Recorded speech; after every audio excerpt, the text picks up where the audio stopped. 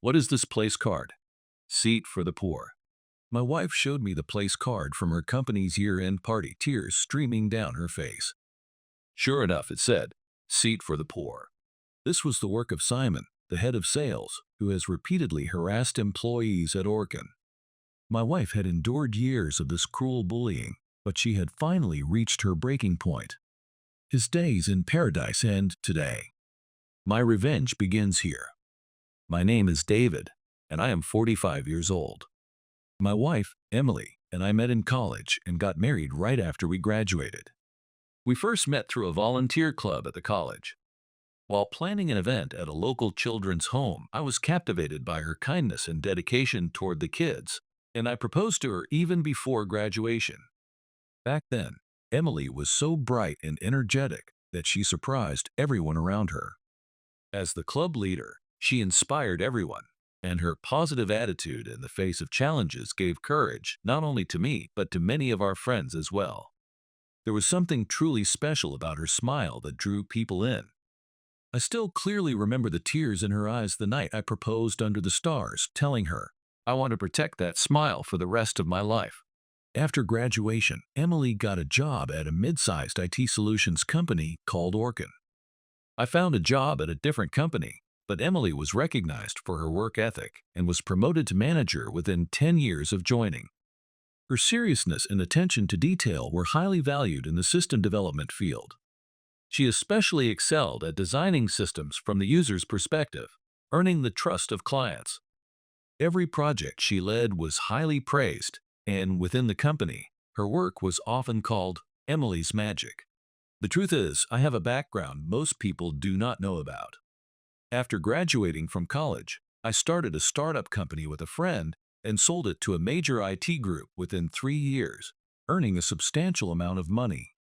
After that, I kept investing in various companies, and now I am known as an angel investor.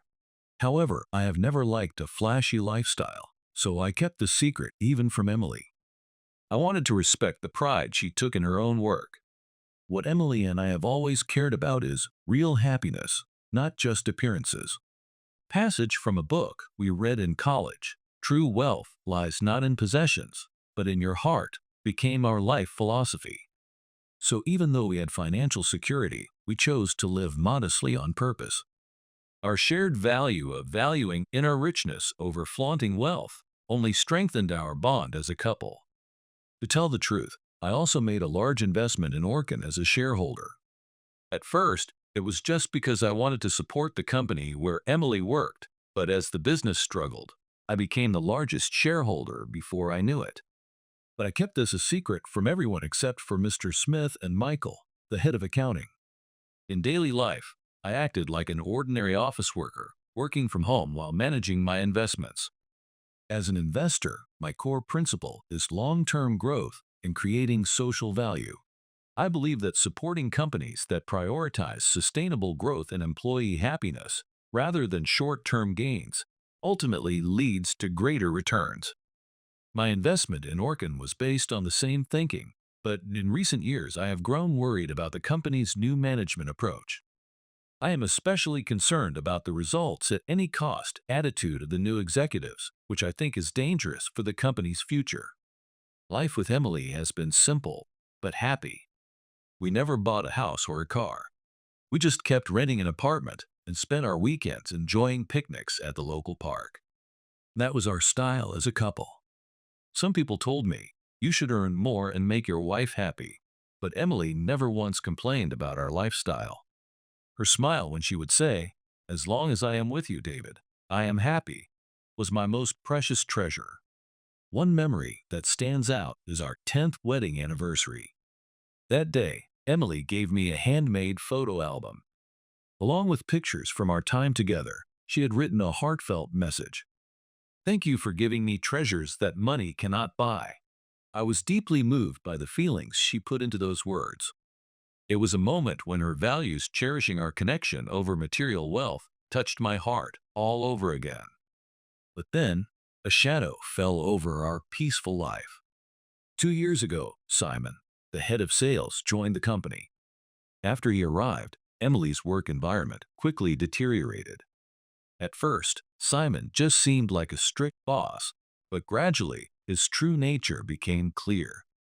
Emily began coming home later and later, and she started being called into the office even on weekends. What worried me the most was that her smile slowly disappeared. At first, Emily blamed herself, saying, "It must be because I am not good enough." But as time went by, her confidence was steadily worn away. The woman who had always been more positive than anyone else since college began to doubt her own worth. Watching her go through this was more painful for me than anything.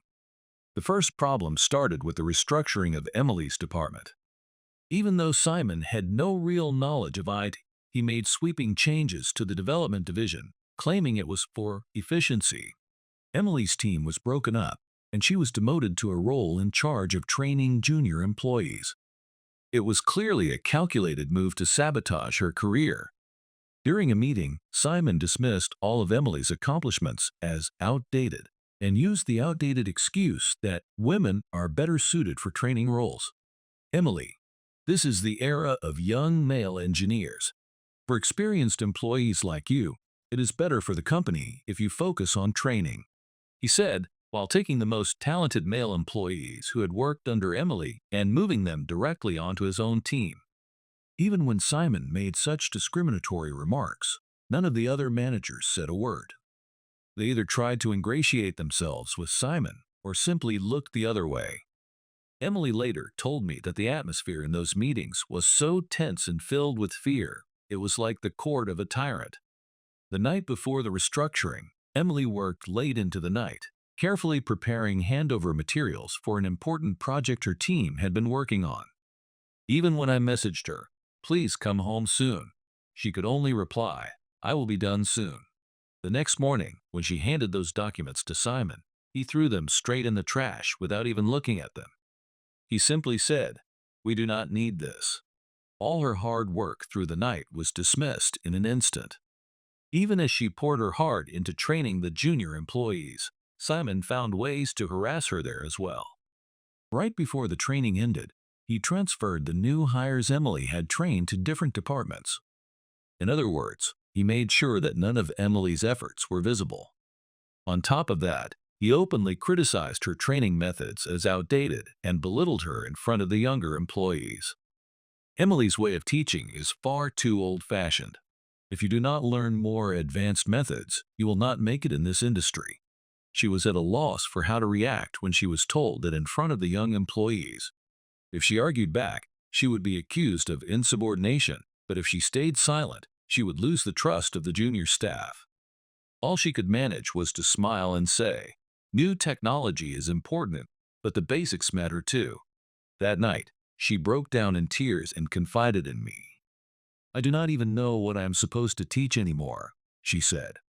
At one company-wide meeting, Simon interrupted the presentation of a junior employee Emily had trained, harshly declaring, "This is not good enough for our clients." The junior employee began to cry on stage, and Emily was forced to apologize on the spot.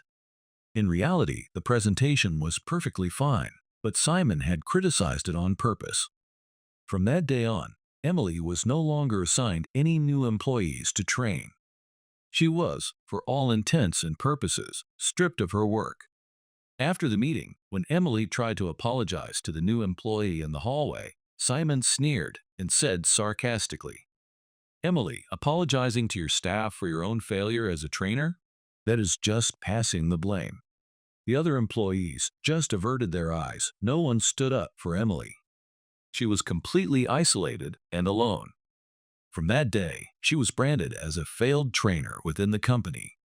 When Emily asked Simon, "Why are you taking me off the training role?" he answered with a cold smile, "Emily, your way of teaching is putting the future of the company at risk. Or is it that you just cannot admit your own lack of ability?" He said this in front of the other managers in the conference room. Emily blushed and was at a loss for words. Later, one of her coworkers secretly told her that this removal from training had been planned from the start. Simon had already picked her replacement before he even told HR that Emily was not suited for training. In other words, it was a trap set up to make her fail. Every time Emily came home and told me about these things, My anger grew. But Emily would just smile and say, "It's all right. I will do my best," trying not to make me worry. Still, the dark circles under her eyes became more and more pronounced with each passing day. She started having nightmares more often, and sometimes she would cry and ask me, "Am I a worthless person?" It was truly painful to watch her self-confidence, once so strong, being worn down little by little every day. Worried about how she was doing, I got her permission and reached out to a longtime acquaintance at Orcan to ask about the situation. What I found out shocked me. Simon was not just targeting Emily, he was demoting or transferring employees in their 40s and older, especially female managers, one after another. He was trying to build his own empire of young men. Ability and results did not matter. All that counted was loyalty to him. I contacted Mr. Smith to report what was going on. But Mr. Smith just said, "Simon has landed several major clients for us. His methods may be strict, but he is helping the company." Michael told me, "David, the company is still recovering. We need Simon's sales ability." As a shareholder, I could have used my power, but that would have hurt Emily's pride. She wanted to solve the problem herself, through her own efforts. "David, I understand how you feel, but right now, performance is everything. We are just barely starting to recover from last year's losses. Simon's methods are controversial, but he gets results. If you put pressure on him, it could shake investor confidence." I fell silent at those words. I was torn between wanting the company to survive as a shareholder and wanting to protect my wife as her husband. I told myself, let's wait and see a little longer. I did not realize then how big a mistake that would turn out to be. Just then, Simon launched a new form of harassment. He appointed Emily as the leader of the internal cost reduction project. At first glance, it looked like a promotion, but in reality, it was a cruel ploy to force her to come up with a plan for company-wide layoffs. He wanted to put her in a position where her coworkers would resent her. "Emily, I need you to draw up a plan to cut personnel costs by 20% for this project. Focus especially on employees in the middle-aged and older group with low productivity." But making such large cuts would hurt the company's technical strength and ability to serve clients. That is company policy. If you refuse, it will directly impact your performance review. His words were clearly a threat. Trapped in a no-win situation, Emily still tried to come up with the fairest, most constructive proposal she could. But whatever she suggested, Simon would just say, "This is too soft," or "This is not realistic," and reject it. In the end, Simon submitted his own model proposal, which targeted Emily and other women in her age group for layoffs. One night, Emily came home in tears. "Everyone has started to avoid me. They all think I am trying to get them fired," she said. Simon's plan worked perfectly, and Emily was left completely isolated at work. Her body and spirit were at the breaking point, but still, every morning, she summoned her courage and kept going to the office.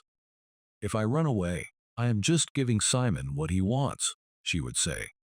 But seeing her struggle like this only made my anger and determination grow stronger by the day. Simon's harassment was no longer just a personal issue, it was a threat to the whole company, and above all, to the life of the woman I loved most.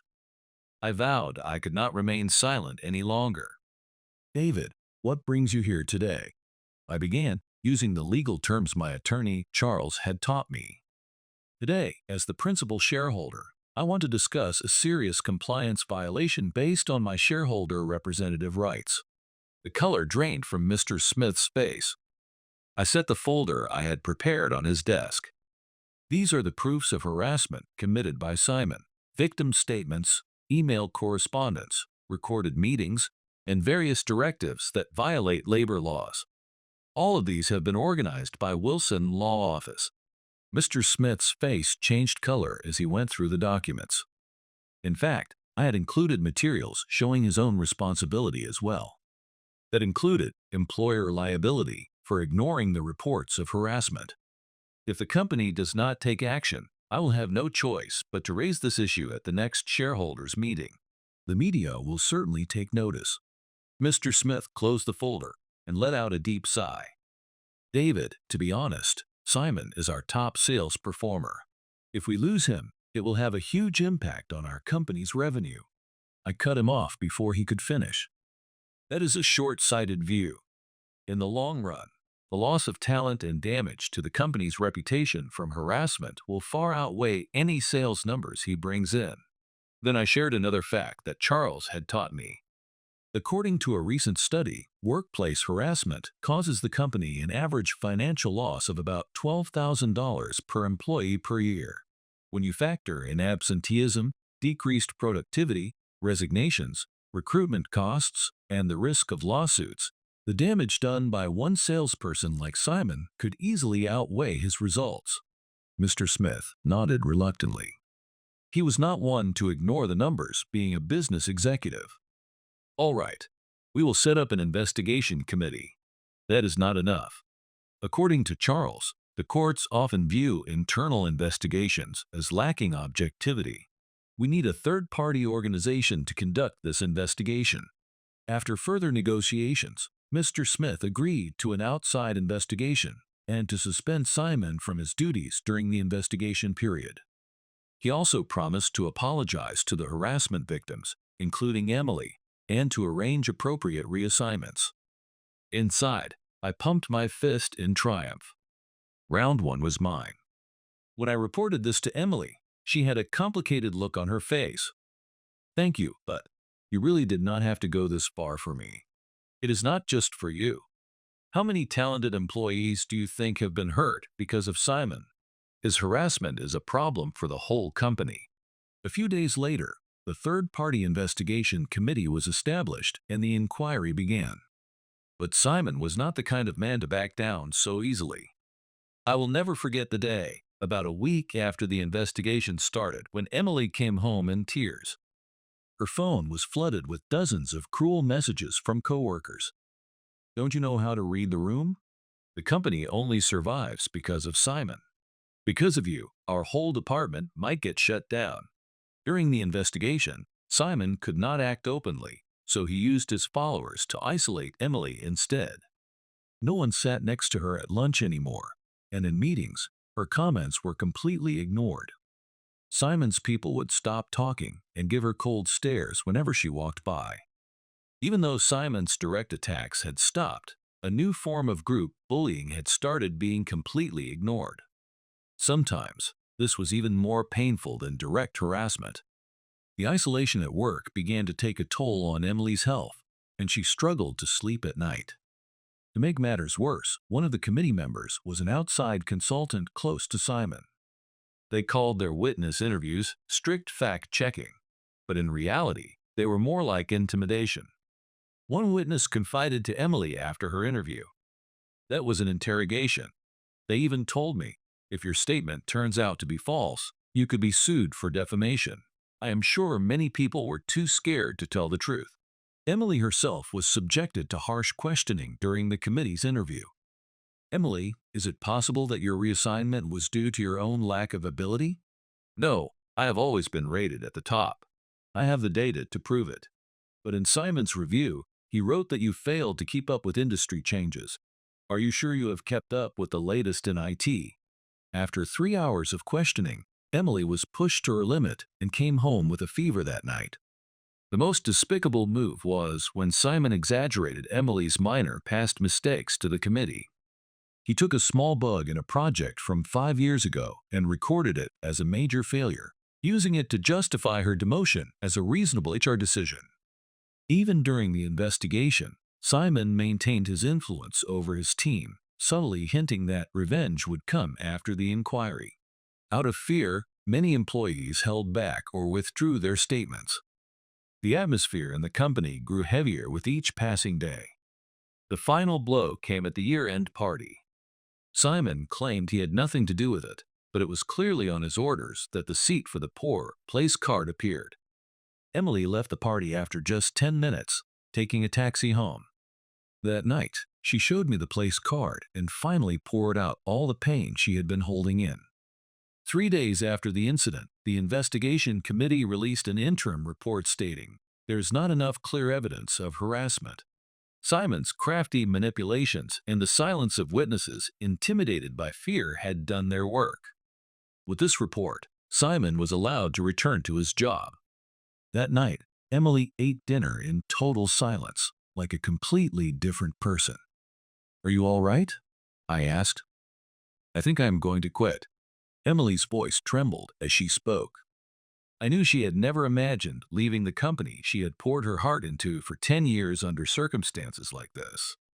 Today, when Simon came back, he stopped in front of my desk and said, "Next, we'll start with layoffs in your team." I just cannot take it anymore. I shook with anger. Through her tears, Emily continued, "I think I have done enough, but I just cannot do this anymore. I do not want to see the younger employees get dragged into this because of me. That is the one thing I want to avoid." I held her tightly in my arms. This was the moment when Emily, who had endured so much, finally reached her breaking point. The next day, Simon's harassment escalated even further. Suddenly, everyone on Emily's team was ordered to transfer to a remote branch. Of course, it was on Simon's orders. Officially, it was to improve efficiency, but in reality, it was nothing more than a demotion. What's more, they were given only 1 week to move an incredibly harsh demand. Emily went to Simon's office to ask for an explanation. "Why are you transferring my entire team all of a sudden? What about the ongoing projects?" Simon answered with a smug, sarcastic smile. "This is company policy, Emily. Or, are you saying you cannot follow the company's decisions?" Then, lowering his voice, he added, "You tried to use the investigation committee to take me down, didn't you? I do not care who your husband is, but you are a decade too early if you think you can threaten me." When Emily returned to her workplace, she found her desk had been ransacked by someone. The contents of her drawers were scattered all over the floor, and the frame of her cherished family photo was broken. Her coworkers all pretended not to see anything. On her way home that day, Emily felt dizzy on the train platform and nearly fell onto the tracks. Fortunately, a station attendant nearby caught her just in time, but the doctor diagnosed her with autonomic nervous system disorder caused by extreme stress. She was advised to take at least 2 weeks off to rest. "I just cannot go back to work anymore. But it is my fault that everyone is being transferred. What am I supposed to do?" Emily blamed herself and spent night after night unable to sleep.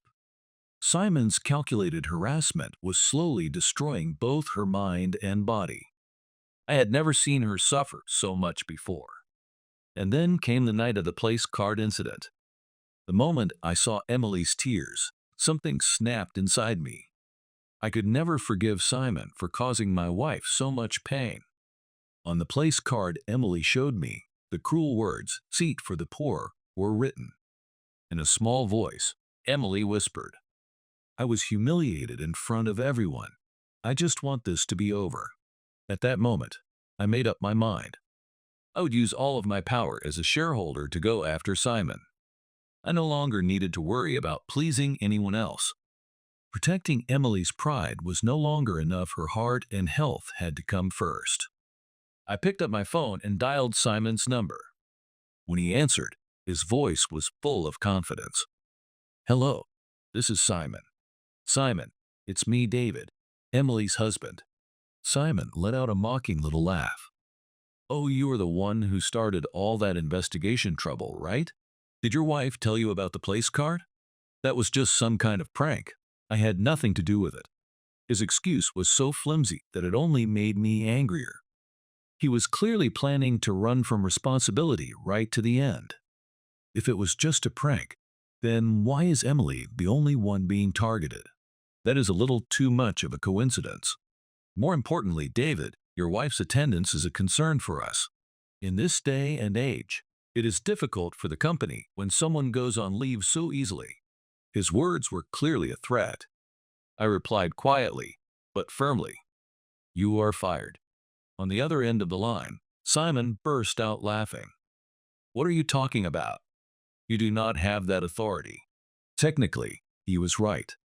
On the surface, I was just the husband of an ordinary employee. But he did not know one crucial thing. Simon, you have no idea who I really am. In fact, I am the largest shareholder of Orcan Corporation. The laughter on the other end suddenly stopped. After a moment of silence, Simon spoke up. Stop joking. If that were true, I would have known a long time ago. But his tone of voice had clearly changed. From confident to uneasy.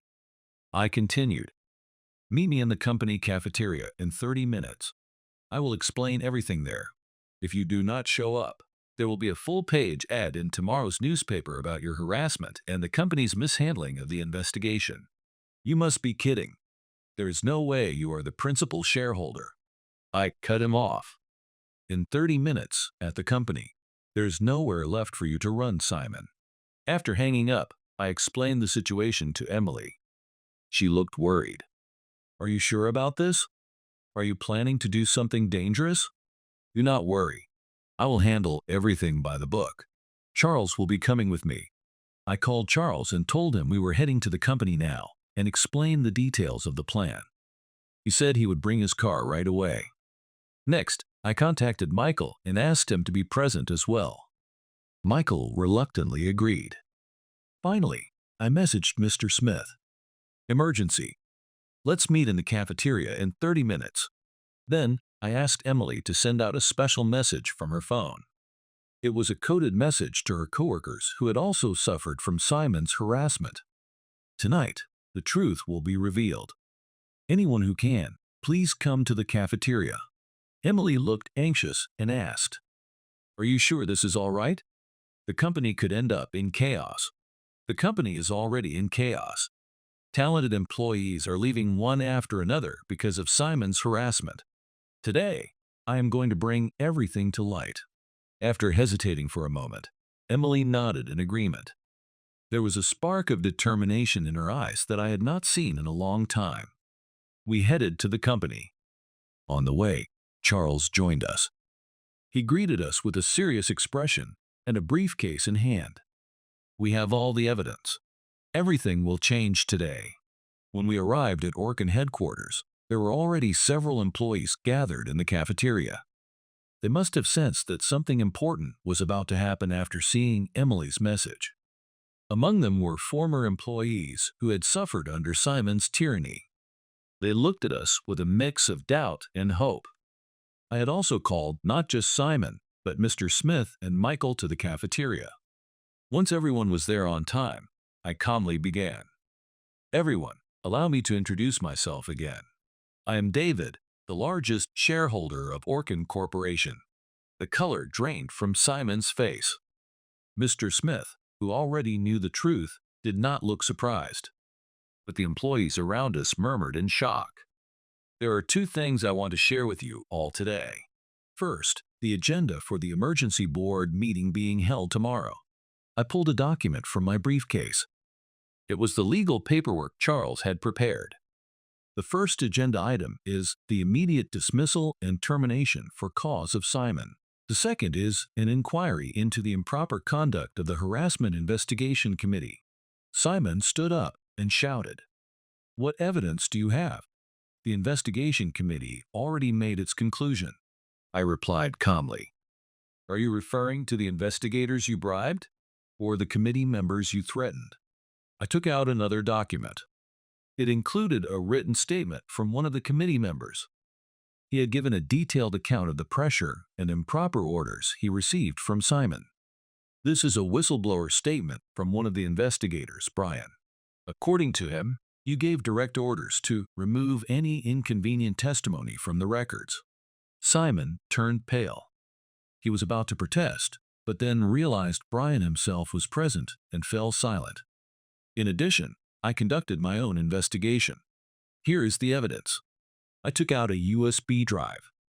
It contained proof of Simon's harassment, emails full of slander, and recordings revealing the truth about the place card incident. I had also obtained security camera footage from the office. There was clear evidence of Simon making the place card himself and instructing a subordinate to hand it out. This USB contains a recording of you telling your staff to make a special place card for Emily's table. There's also footage from the security cameras showing you preparing for the year-end party. A murmur spread through the gathered employees. Simon's face went deathly pale. He was speechless in the face of this mountain of evidence. And here is an email you sent. If anyone talks about Emily, make sure to silence them for breach of confidentiality. This is clearly witness intimidation. I presented one piece of evidence after another. I plugged the USB into the projector and displayed proof of Simon's harassment on the screen. Clips of him berating female employees, publicly humiliating older staff, and forcing unreasonable overtime on others. Simon, you did not just commit harassment. You destroyed evidence and threatened witnesses. This is not just an internal company issue. It is a criminal matter. The room fell completely silent. Simon stood frozen, at a loss for words. Even his former followers began to distance themselves from him. He tried one last desperate protest. If I leave, the company will collapse. The clients I brought in will follow me. I smiled slightly. Is that so? In fact, according to my investigation, most of the clients you claim to have brought in were actually relationships built over years by Emily's team, which you merely took credit for. And many talented employees left the company because of your harassment. I displayed another graph on the projector. It showed the rise in employee turnover since Simon's arrival, and data on how the clients he claimed were his were actually long-standing company accounts. Look at this data. Since you joined, our turnover rate has tripled, especially among women and employees over 45. And the so-called major clients you claimed for yourself were, in fact, cultivated by Emily's team. Simon was left speechless, collapsing into a chair. Now, no one stood by his side. Even his former followers turned away after learning the truth. Mr. Smith cleared his throat and spoke up. Simon, I have seen all the evidence. You can no longer deny what you have done. Your actions have caused great harm to this company. Simon tried to make excuses in a trembling voice. I was only strict for the company's sake. I just wanted to enforce a merit-based system. At that moment, one of the female employees who had suffered under Simon's harassment for years stood up. There's a difference between being strict and attacking someone's character. You denied our very existence. You were the one who said, women should just do support work. Was that really for the company's sake? Another older employee stood up. I have worked at this company for 30 years. You called me an obsolete old-timer and humiliated me in front of the younger staff. You never respected experience, and you blocked the sharing of knowledge. How is that supposed to help the company? One by one, Simon's victims began to speak out. All the emotions that had been suppressed for so long were finally being released in this moment. Simon could only listen, his face turning even paler. Michael spoke up as well. Simon, I take responsibility for having looked the other way for so long. I focused only on surface-level results and ignored the real problems underneath. Hearing how many employees suffered makes me realize, as a leader, how sorry I am. Mr. Smith nodded deeply at these words. He, too, wore the expression of someone admitting his own guilt. Then, I delivered the final blow. Simon, according to recommendations from the Ministry of Economy, Trade, and Industry on preventing workplace power harassment, failing to address harassment in the workplace can cost companies an estimated $42 billion a year. You may think you are contributing to the company, but in reality, you caused much more damage. Simon fell silent. The wall of evidence around him was now insurmountable. I played my final card. It was a detailed corporate reform proposal called the Orcan Renewal Plan. As the principal shareholder, I am proposing the creation of a workplace free from harassment and a company where people are valued for their abilities and contributions, not for age or gender. Most importantly, building a place where employees feel safe is the real key to long-term value. The employees in the cafeteria broke out in applause. After working so long under oppression, a light of hope returned to their eyes. Mr. Smith read through my proposal and nodded deeply. David, this is a wonderful plan. Please present it formally to the board. You have my full support. Simon was completely isolated now. His empire had collapsed overnight. This cannot be happening. His mutter was drowned out by the energy in the cafeteria. Employees began to talk to each other, and the voices that had been silenced for so long were finally free. Emily stood by my side, giving me a small smile. Thank you, but this is really just the beginning. I nodded in agreement. What happened today would become a turning point for the company. This was just the first step toward creating a healthy workplace where people like Simon would never hold power again. At the emergency board meeting the next day, Simon's dismissal was made official.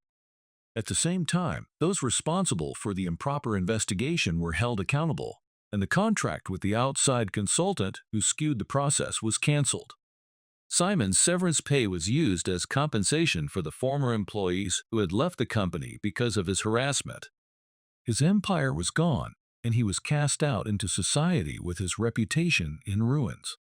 The company, led by a reform team centered on Emily, began to take its first new steps. After a long, dark tunnel, there was finally light at the end. Simon, you always looked down on Emily, calling her poor.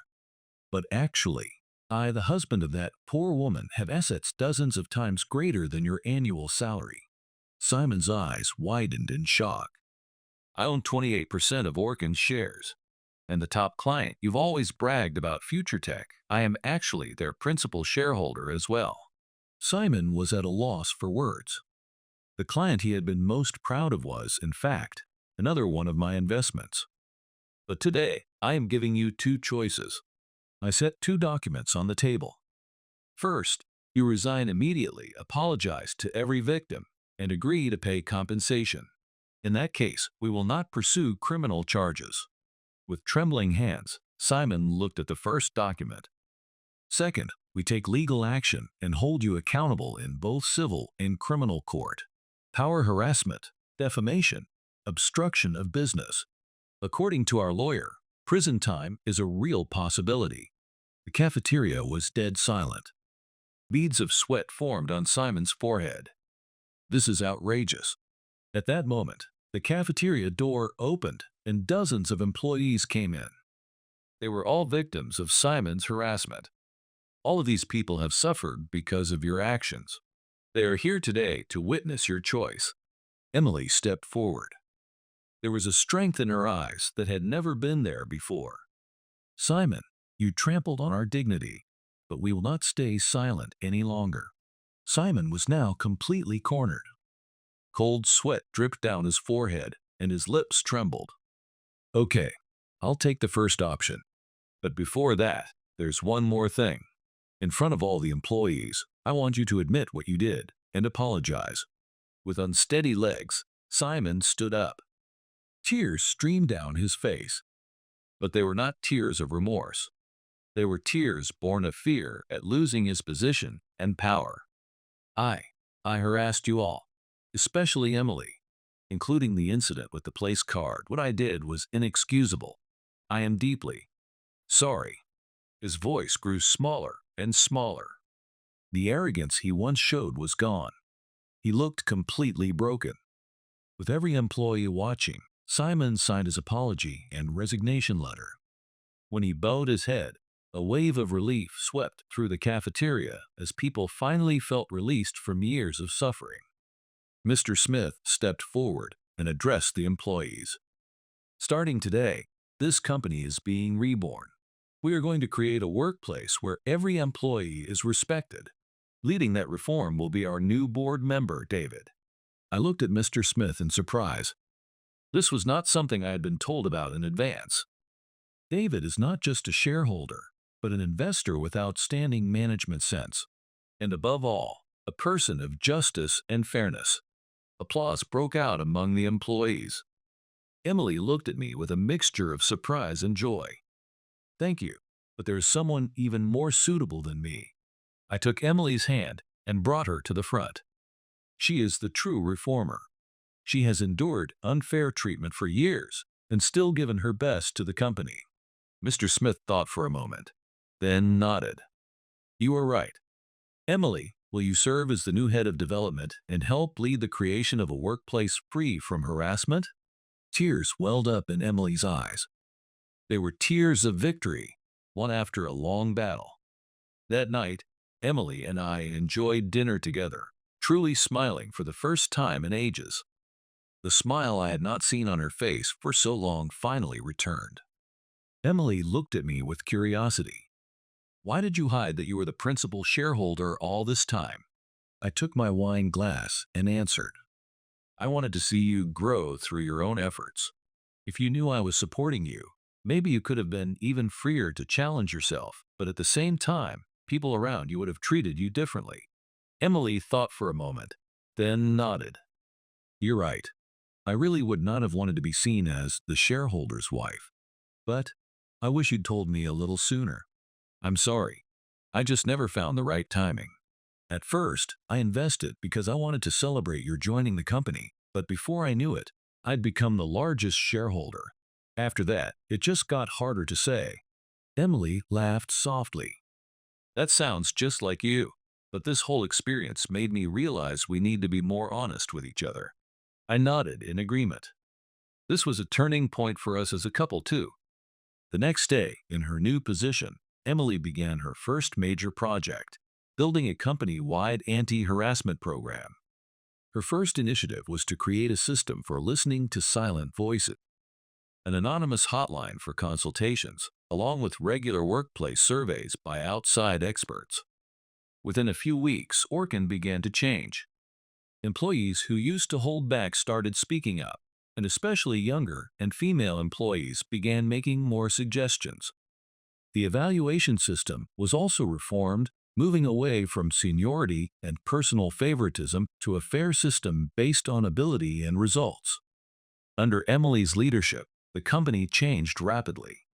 What was most impressive was how she treated even the former members of Simon's group fairly, recognizing their talents for what they truly were. She let go of old rivalries and made sure everyone could start fresh, earning the respect and admiration of many employees. At the board meeting before Christmas, Mr. Smith put forth Emily's name as the next candidate for company CEO.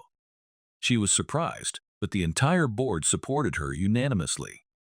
Since Simon's departure, the company atmosphere had completely transformed, and more talented people who had once left were returning. The night she was offered the position of CEO, Emily came to me a little unsure and asked, "Do you really think I can be CEO?" "There's no question you can," I said.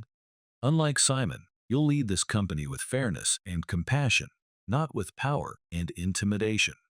After thinking deeply, Emily made up her mind. "I'll accept, but I have one condition. I want to make this company a place where everyone is respected. That may take time, but it's what I believe in." I was deeply moved once again by my wife's strength. She had overcome so much, becoming an even stronger and more compassionate person. And then, at the shareholders' meeting in January, Emily was unanimously chosen as the next company CEO. Her inaugural speech was simple yet powerful. The value of our company is not only in sales or profit, but in the dignity and happiness of every single person who works here. I will protect and nurture that value.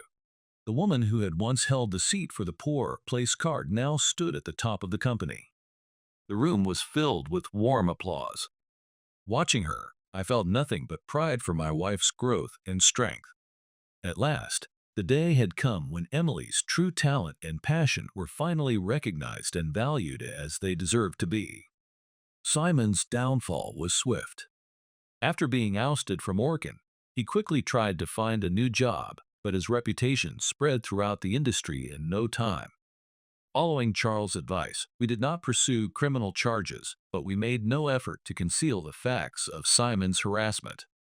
During those first months, Simon overestimated his abilities and applied to several major companies. But every time, he was questioned about his actions at Orcan and could do nothing but make excuses. The network he boasted of had only been there when he had power. No one offered a helping hand once he had fallen. 6 months later, Simon finally compromised and found a job at a small company. But even there, he could not change his old, overbearing ways. He was fired within just 3 months, and his reputation fell even further. Struggling financially, he had to give up his luxury condo and move into a small apartment in the suburbs. Even his wife left him and filed for divorce. The court awarded the divorce on terms favorable to his wife, and most of Simon's savings were seized for child support. The turning point came when Simon happened to meet Emily on the street. By then, Emily was already company CEO. At first, Simon tried to ignore her. But Emily approached and spoke to him gently. "Simon, how are you doing?" Simon turned around in surprise, momentarily at a loss for words. "Emily, I mean, Ms. Miller." His eyes were hollow. His old arrogance was gone. Seeing him like that, Emily made an unexpected suggestion. "Actually, we're developing a harassment prevention program at one of our affiliated companies. I think your experiences could be very valuable as a cautionary tale." Simon's eyes widened in shock. "Of course, only if you truly want to change." Over the next few weeks, Simon had a chance to face his past. He began to speak about his own experiences in the harassment prevention program. At first, it was nothing but superficial regret, but after giving several talks, he gradually began to understand the weight of his actions. After one talk, with tears in his eyes, he said to Emily, "I really didn't understand what I was doing. I was intoxicated by my own power. I hurt so many people. I am truly sorry." It was a heartfelt apology. Emily saw a genuine change in him. Although Simon was never able to return to a management position, he slowly started down a new path as a specialist in harassment prevention. His talks, especially to managers, had a strong impact, and his phrase, "The arrogance of power destroys people," began to be quoted in training sessions at many companies. Though his life had once collapsed, he chose the humble path of rebuilding from there. Ironically, it may have been by experiencing what it was like to be in a weaker position, the very people he used to look down on, that he finally learned empathy for others. 1 year passed since Emily became CEO. Orcan changed dramatically, and its performance improved rapidly. The psychological safety culture Emily introduced increased both creativity and productivity, earning recognition across the industry. I also became a board member, but my main role was supporting Emily. Her management skills turned out to be even better than I had expected, so there was not much for me to do. In fact, I started to think about contributing to society in another way. One day, when Emily came home, I spoke to her seriously. "I am actually thinking about a new project." "What kind of project?" "I want to set up a fund to support people suffering from harassment or unfair treatment. It would offer legal help, psychological support, and new career opportunities." Emily's eyes sparkled. "That is a wonderful idea. I want to help too." And so, the New Chance Fund was established.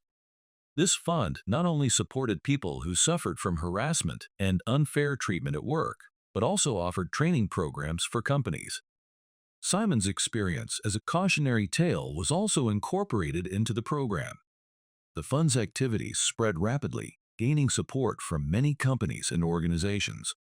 Orcan, especially under Emily's leadership, became an industry model as a zero harassment company, and she was recognized in business magazines as one of the most respected CEOs. 3 years after founding the fund, we made a bold change in our lifestyle. We moved from the apartment we had lived in for so long to a modest single-family house in the suburbs. Even then, it was not a mansion, but a simple home with a garden.